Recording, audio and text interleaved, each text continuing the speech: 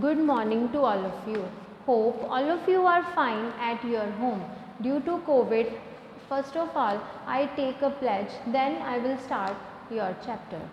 I, Kanika, commit to be vigilant and bear in mind at all times the risk to myself and my colleagues from COVID-19. I promise to take all necessary precautions that prevent the spread of this deadly virus. I promise to follow and encourage others to follow the key COVID appropriate behaviors, to always wear a mask, face cover especially when in public places, to maintain a minimum distance of 6 feet from others, to wash my hands frequently and thoroughly with soap and water. Together we will win this fight against COVID-19. So students, let's start the chapter 4, the Chipko movement of your book, the English Circle. Okay students, we have done the 2 pages in our last assignment and now we will start from the page number 48. They often used the forest as sources of food, fuel and fodder for their animals. वो जो हैं वो हमेशा जो ladies थी वो क्या करती थी, जो चिपको मूवमेंट में ये चैप्टर में जो लेडीज़ हैं वो अपने फॉरेस्ट के जो सोर्सेज हैं उनसे उनको जो भोजन मिलता है, जो उनको फ्यूल मिलती है, मतलब जिससे वो खाना बना सकते हैं, लकड़ियाँ वगैरह जो होती हैं, और फूडर उनके एनिमल्स के लिए उनको मिलता है, वो यूज़ करते थे. The Himalayas needed forest on their steep slopes to allow the absorption of water and prevent flooding. जो हिमालयाज, बेटा आप लोगों ने देखा होगा कि मोस्टली हिल स्टेशंस में जो फार्मिंग है वो स्टेप फार्मिंग होती है. ठीक है, हमारे यहाँ पे सिंपल लैंड फार्मिंग होती है, बट हिमालयाज में जो है स्टेप फार्मिंग होती है. स्टेप फार्मिंग में क्या होता है, वहाँ पे बारिश जो है वो काफ़ी होती है. अगर फ्लड आते हैं तो एक स्टेप पे आके पानी रुका तो दूसरे स्टेप पे, तीसरे स्टेप पे और फोर्थ स्टेप पे, ऐसे ऐसे करके जो पानी का लेवल है वो धीरे धीरे जो है वो कम होता जाता है और वो एब्जॉर्ब जो है वो करते रहते हैं हिमालयाज में. तो वो फ्लड से मतलब उनको प्रिवेंट जो है वो बचाता है. Had the forest been destroyed, the hill soil would have been washed away, causing landslides and floods. अगर जो फॉरेस्ट हैं हिल स्टेशन में, जो हिली एरिया में अगर डिस्ट्रॉयड हो जाएंगे तो जो सॉयल है वो भी हमारी वॉश्ड हो जाएगी, पानी के साथ बहा के ले जाएगी, और कॉजिंग लैंडस्लाइड्स हो जाएंगे. लैंडस्लाइड्स होता है having falling of earth and rocks down the side of A mountain. जो माउंटेन के साइड से जो बहुत हैवी जो चट्टानें होती हैं वो नीचे गिर जाती हैं अर्थ पे, उसको बोला जाता है. और फ्लड्स, बाढ़ आ जाएगी. Crops and houses too would have been destroyed. जो क्रॉप्स हैं और जो हाउसेज हैं वो भी जो हैं वो डिस्ट्रॉयड हो जाएंगे. And women would then have to walk further and further for their fuel and fodder and water. और जो लेडीज़ हैं उनको बहुत दूर मीलों दूर तक जाके अपने खाना लाने के लिए और भोजन की तलाश में जो है वो जाना पड़ेगा. Therefore, it was the women who were the main victim of deforestation. कि इसका मतलब है कि जो एक औरत है वो मेन विक्टिम है डिफोरेस्टेशन की. विक्टिम कहा जाता है पीपल हु वर इफेक्टेड, जिसको ज़्यादा प्रॉब्लम हो, अफेक्टेड हो. The woodcutters shouted at the women and also threatened them with guns. जो वुडकटर हैं उन्होंने वुमेन के ऊपर शाउट भी किया और उनको डराया धमकाया भी, उनको गन रख के, बंदूक दिखा के. The women in turn threatened to hug the tree chosen to be cut and even die with them. पर जो वो लेडी थी, वो वुमेन्स थी, वो नहीं डरी. उन्होंने क्या किया, हग कर लिया एक ट्री को जो उनके द्वारा चूज़ किया गया था कि ये वाला ट्री जो है अब वो कट करना है. वो उनको लगा के अपनी जप्फी डाल के हग करके वहाँ पे खड़ी होगी और कहती कि मैं मर भी जाऊँगी अगर आपने इसको काटा, मेरे को काटो पहले फिर ट्री को काटो. तभी से ये चिपको मूवमेंट जो है वो शुरू हुआ है. And their plan work then, और उनका जो प्लान था वो वर्क हो गया. The scared labours left and the contractor had to agree not to cut the trees. जो लेबर्स थे वो डर गए और वो चले गए, और जो कॉन्ट्रैक्टर था उसने एग्री कर लिया कि मैं ये ट्री जो है वो नहीं कट करूँगा। In this way a movement called Chipko was born. इस तरह चिपको मूवमेंट का नाम जो है वो बॉर्न शुरू हुआ, पैदा हुआ। चिपको इन हिंदी मीन्स टू क्लिंग। चिपको का मतलब है टू क्लिंग, जब हम ऐसे उसको गले डाल के उसके साथ लटक जाते हैं ना, क्लिंग कर लेते हैं, लटक जाते हैं, उसको बोला गया है। By this movement women would throw their arms around the tree trunks chosen to be cut and refuse to move.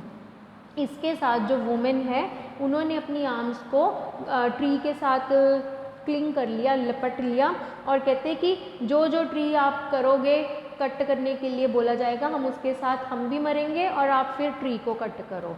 वो फिर रिफ्यूज़ किया जा रहा था उसको मूव करने के लिए।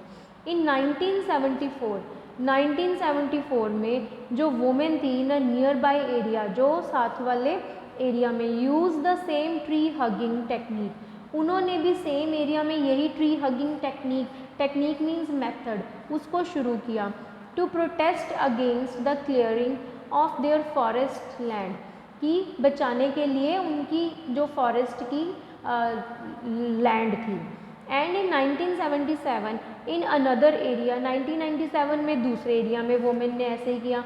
Women tied sacred threads around trees chosen to be cut, उन्होंने वहाँ पे pure and holy sacred threads, जैसे हम धागे बांध देते हैं ना, कि अब काउंट करके, आप लोगों ने देखा होगा कि जब आप रास्ते में जाते हो वहाँ पे नंबरिंग दी जाती है पेड़ों की, कि कोई उसको कट करेगा तो वो पता चल जाएगा कि ये नंबर जो है वो कट किया गया है। ऐसे ही उन्होंने किया।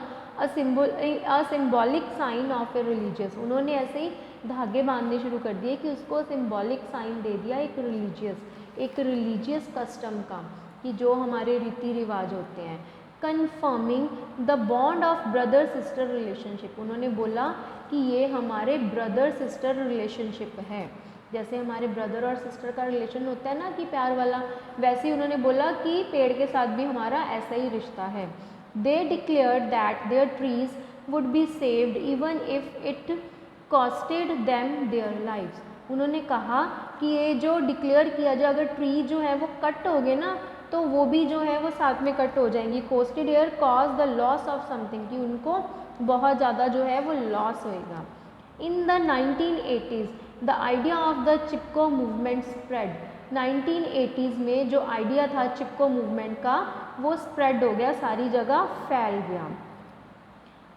Often women talked about the movement at water places और village path and in markets, ज़्यादातर जो लेडीज़ थी वो हमेशा बात करती थी मूवमेंट ऑफ वाटर प्लेसेस के साथ और विलेज पाथ के साथ और मार्केट्स के पास। Women decided that they were not powerless, women ने डिसाइड किया कि वो पावरलेस नहीं है, उनमें बहुत पावर है, वो सब कुछ कर सकती हैं। There were actions they could take and a movement which could support them, songs and slogans were created। ठीक है, वुमेन ने कहा कि हम बहुत पावरफुल हैं, हम पावरलेस नहीं हैं, और वो एक्शन लेके मूवमेंट कर सकती हैं और उसको सपोर्ट कर सकती हैं, और बहुत सारे सॉन्ग और स्लोगन्स जो थे वो क्रिएट किए गए थे।